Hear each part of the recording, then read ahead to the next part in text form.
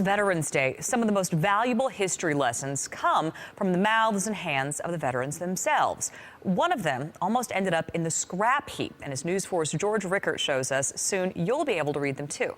God bless America, my home. The Emeritus Senior Retirement Community in Orchard Park honored 20 of its residents for their service to our country. Every one of them has a story. But for Edward Bartz, his story was found at a garage sale for $5.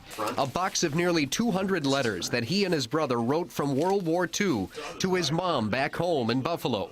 Nancy Fuentes' husband happened to buy them. She couldn't stop reading them. He says, I sat down on my cot, lit a cigarette, 5 cents a pack, and spent most of the morning reading through it. He had gotten 18 letters at one time because the mail wasn't so speedy to get over to the Philippines. Nancy set out to turn these letters into a book. And when I called him, I said, excuse me, you might think it's strange, but I'm looking for an Edward Bartz that lived at 497 Riley Street. And he said, that's me, and I almost fell over. You see, Edward is 99 years old and still lives on his own. He was an Army Infantry First Sergeant in charge of 175 men.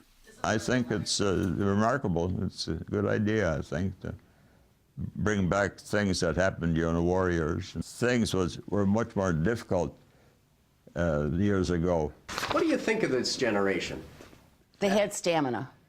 For him to live and go through a 6-day ordeal in the jungles, and to live to be 99, and when people say, oh, it's too tough, I can't do it, I can't go to work and go to school at the same time, to think what they did for us, it's amazing.